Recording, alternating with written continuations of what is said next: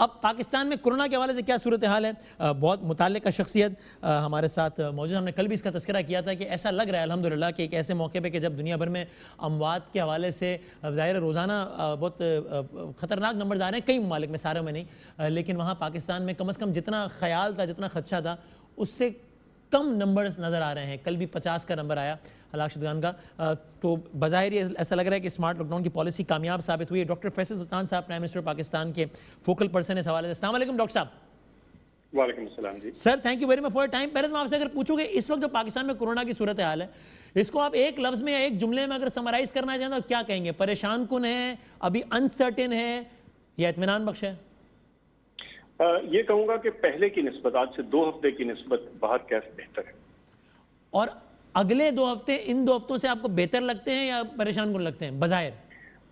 इंशाल्लाह मैं समझता हूं जी कि हमें पूरी उम्मीद है कि अगर यही ट्रेंड चलता रहा तो बेहतरी की तरफ जाएंगे। अच्छा, अभी अगर ट्रेंड की बात करें, अगर सर मैं पिछले से 4-5 दिनों की 7 जुलाई को 77 अमवात, 8 जुलाई 83, 9 जुलाई 61, 10 जुलाई 75, 11 जुलाई 65, 12 जुलाई 74 और 13 जुलाई 69, ये सारी अंडर 100 है। हालांकि हमने 150 तक भी ये नंबर जाता हुआ देखा था। अब ईरान की एक एग्जांपल देख लें फॉर मिसाल के तौर पे कि जहां पर अमवात पहले तो बहुत ज़्यादा बढ़ गई 400 प्लस, फिर कम हुई, फिर 100 के अंडर आ गई सर, हमारे आ गई, अब दोबारा 200 प्लस तक चला गया मामला। तो हम ऐसी किसी सिचुएशन से कैसे बच सकते हैं कि जहां अब ये नंबर जो काबू में आया है किसी भी तरह से स्मार्ट लॉकडाउन की वजह से और बाकी की वजह से, ये दोबारा ना 100 को क्रॉस कर जाए? उसी भाई, ये जो ईरान वाली मिसाल है ये हमारे लिए बहुत ज्यादा सबक आमोज है और हमें इसको हर रोज देखना चाहिए, इस पर गौर करना चाहिए और इससे अपने जो हमारे एक्शंस हैं वो डिटरमिन होने चाहिए। आपने बिल्कुल बड़े बड़े ब्रीफली उस सारी सिचुएशन को डिस्क्राइब कर दिया। एक जमाने में बहुत हाई डेथ्स थी, फिर काबू आती थी, उधर सिचुएशन नजर आई और अब ईरान में फिर से हालात जो हैं वो बदतरी की तरफ आ गए। और मैं समझता हूँ कि हम बतौर पाकिस्तानी हमें ये सोचना है कि हम वो क्या ऐसी चीजें करें कि हमारे साथ ये ना हो, कि यानी एक सक्सेस नजर आती है और अगर ये पूरी तरह सामने आ जाती है अगले हफ्ते 10 दिन में, तो इसको मेंटेन कैसे किया जाए। सही है। और यकीन कीजिए कि कोई और फैक्टर तो शायद हमारे काबू में हो या ना हो, लेकिन हमारी अपनी मूवमेंट, हमारी अपनी बिहेवियर जो है, तरीक़ेकार जो हम इस्तेमाल करते हैं शॉपिंग के लिए, बाहर निकलने के लिए, प्लेसेस ऑफ बिजनेस पे जाने के लिए, प्लेसेस ऑफ वर्शिप पे जाने के लिए, इन तमाम के ऊपर हमारी कितनी नजर है और हम कितना इसको अहम और जरूरी समझते हैं, ये चीज डिटरमिन करेगी कि आइंदा आने वाले 4 और 6 हफ्ते कैसे होंगे। तो मैं समझता हूँ कि ये टाइम हमारे लिए है एक्शन का और इस पे किसी तरह से भी बैक सीट नहीं ली जा सकती।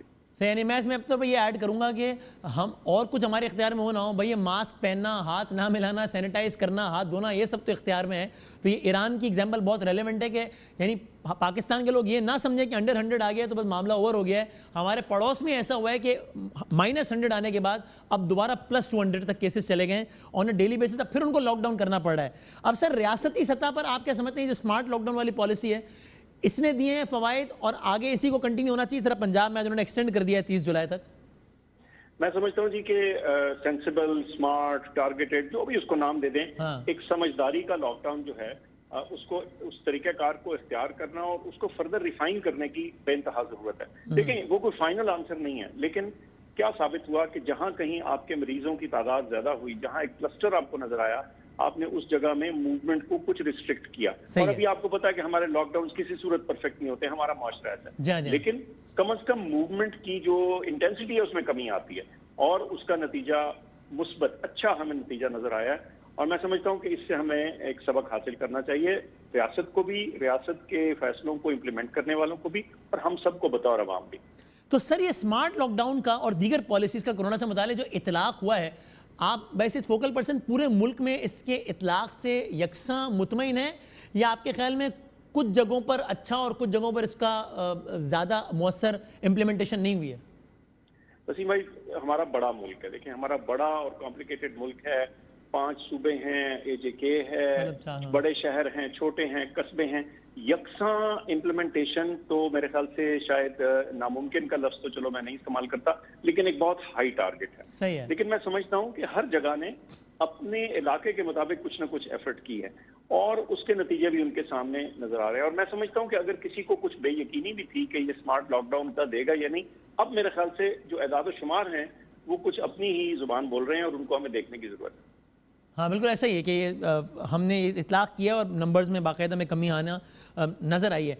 सर कल भी मैंने एक सवाल पूछा था, लेकिन वो ज़ाहिर सियासी शख्सियत थी, आप ज़्यादा रेलेवेंट हैं इस हवाले से, कि अगर ये स्मार्ट लॉकडाउन की पॉलिसी कामयाब साबित हो रही है तो फिर हम रैंडम टेस्टिंग की तरफ क्यों नहीं जा रहे? अभी हमारे पास टेस्टिंग करने की सलाहियत ज़्यादा है और उससे कम टेस्टिंग हम कर रहे हैं। मसलन अभी मैं वैसी मिसाल दे रहा हूँ कि मतलब ARY ने बड़ी तादाद में वो जो टेस्टिंग किट्स हैं वो लाए और हमने इंडस हॉस्पिटल वगैरह को दिया। वो मुख्तलिफ इलाकों में जाके भी ड्राइव थ्रू करके भी टेस्ट करके अंदाज़ा हो जाएगा कि किस इलाके में कोरोना ज़्यादा है, किस इलाके में कम है।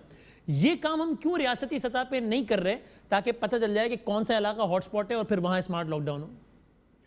बजाय जी, मैं एक तो ये कि लफ्ज़ रैंडम से थोड़ी सी मुझे वो होती है, रैंडम से ऐसे लगता है कि मकसद ये नहीं है कहने का, मैं आपका मकसद है ना जो भी और भी इस्तेमाल, लेकिन रैंडम से कुछ इंप्रेशन ये मिलता है कि इसके पीछे कोई ज्यादा सोच समझ नहीं है। लेकिन नहीं, हाँ सही, आप यानी रैंडम से मुराद ये नहीं है कि मैं मुंह उठा के बस शुरू कर दूं सैंपलिंग। हाँ जाहिर है सही। पर ये मेरा कहने का मकसद ये था कि आपकी बात का मकसद भी ये है कि एक सिस्टमैटिक टेस्टिंग, अच्छा मेरे ख्याल से इस सिस्टमैटिक टेस्टिंग का जो ज्यादा बेहतर इस्तेमाल आइंदा आने वाले दिनों में कहाँ और कैसे होगा, मैं आपको थोड़ी सी एक दो मिसालें दे देता हूँ। देखिए किसी ना किसी पॉइंट पे स्कूल खुलने हैं, यूनिवर्सिटी खुलनी है, कॉलेजेस खुलने हैं, दीगर कुछ ऐसी जो इंडस्ट्रीज हैं जो बिल्कुल बंद पड़ी हैं, शायद उनको भी थोड़ा आपको कुछ जगह देनी पड़े। तो उनको जूं आप खोलेंगे, यानी एक स्मार्ट ओपनिंग की तरफ जब आप आएंगे, तो उनमें से सिलेक्टेड साइट्स को बतौर सेंटिनल साइट्स यूज करके उनके यहाँ टेस्टिंग करने की बिल्कुल जरूरत है। ये अभी तक हमने इसलिए नहीं किया कि एक तो ये कि जो हमारी एपिडेमिक की स्टेज थी उसमें हमारी टेस्टिंग की डिप्लॉयमेंट का जो मैक्सिमम बेनिफिट था वो या पेशेंट्स के लिए था या कॉन्टैक्ट ट्रेसिंग के लिए था। लेकिन जैसे आपने कहा अब कुछ गैप है, कुछ कैपेसिटी भी हमारे पास है और हम उस स्टेज पे आ रहे हैं, अब हमें प्रीएम्प्टिव तौर पे इसको देखने की जरूरत है। तो मैं समझता हूं कि ये डिप्लॉय होगी अगले आने वाले हफ्तों में। आज कैबिनेट में भी आवाज उठी है कि शादी हॉल्स खोले जाएं, मार्केट्स खोले जाएं, स्कूल्स के हवाले से गवर्नमेंट ने कहा है 15 सितंबर तक अगर सूरत हाल यही रही, उसमें एफ्स एंड बट्स हैं बहुत सारे, तो हम रीओपन करेंगे।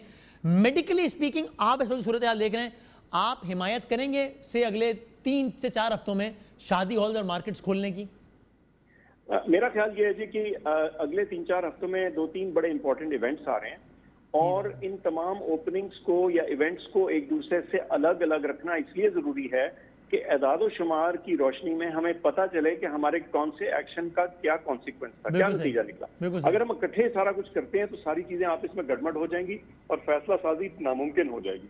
अभी ईद है, उसको हमने मिटिगेट करना है, उसके जो असरात हैं उनको देखना है कि कैसे उनको कंट्रोल किया जाए, मंडियों का क्या करना है, ईद को मनाने वाले दिन हमने क्या तरीकाकार इख्तियार करने हैं, और अगर जब हम गोश्त बांटने निकलते हैं तो फिर हमने क्या करना, फिर उसके बाद मुहर्रम, उसके बाद स्कूल का जिक्र है मिड सितंबर में। तो मैं समझता हूँ बहुत जरूरी है कि ये 3-4 मेजर एक्टिविटीज को अलग अलग डिस्क्रीट तरीके से अडॉप्ट किया जाए ताकि इनका जो इम्पैक्ट है उसको हम मेजर भी कर पाएं, उसको करेक्ट भी कर पाएं, और अगर हमने इकट्ठा सब कुछ कर दिया तो फिर हम कहीं उसी सिचुएशन में ना आ जाएं जैसे छोटी ईद के बाद। तो यानी आप ये कह रहे हैं कि अभी ये 2 मेजर इवेंट्स पहले हो जाने दें, इसमें भरपूर SOPs की कोशिश करें कि असरात कम हो, उसको मुआयना करें, फिर आगे बढ़ें, फिर देखें और क्या करना है। बतदरीज ओपनिंग जो है ना बड़ी जरूरी है। बिल्कुल, बहुत शुक्रिया डॉक्टर फैसल साहब, बहुत बहुत शुक्रिया। एक ब्रेक लेते हैं, फिर यही गुजारिश करूंगा कि चीज़ें बेहतर होती नजर आ रही हैं, नंबर्स के हद तक बड़ा वाज़ेह है ना, बड़ा वाज़ेह तौर पर है। टेस्टिंग में तो हो सकता है डिबेट है कि जनाब टेस्ट ही कम हो रहे हैं तो पॉजिटिव भी कम आ रहा है, लेकिन हलाकतें अमवात भी कम हो रही है अल्हम्दुलिल्लाह। इसको हम यूँ ना लें कि जनाब अब तो अमवात कम हो गई, एहतियात भी कम कर देनी, हम इसको यूँ लें कि एक चीज़ काबू में आ गई है, आए अपनी एहतियात बढ़ाएं ताकि इसको मजीद हम कम करें। और ये याद रखिए, पिछली ईद एक डरावना ख्वाब थी हमारे लिए, तो मैं एक्सक्यूज़ माई वर्ड्स, यानी मैं जिस एतबार से मैं कह रहा हूँ, ये ना हो इस ईद पर हमारी बद एहतियाती ईद के 10 दिनों बाद कई घरों में जनाजे उठने का सबब बना। ये बड़ा ख़तरनाक जुमला है, लेकिन ये हुआ है एक्चुअली, थोड़े दिनों पहले हुआ है, इसलिए मैं ये कह रहा हूँ। तो इसमें बहुत एहतियात करें और अल्लाह करे कि हम बहैसियत कौम मिलकर इससे जल्द अज जल्द निकल पाएँ इंशाल्लाह। एक ब्रेक लेते हैं, उसके बाद पाकिस्तान पीपल्स पार्टी के रहनुमा शर्जील इनाम मेमन साहब हमारे साथ मौजूद होंगे, जिनका भी नाम अली जैदी साहब अली JIT में है, और उनसे कई और अल्लाह से हमने बात करनी है। ब्रेक के बाद आते हैं।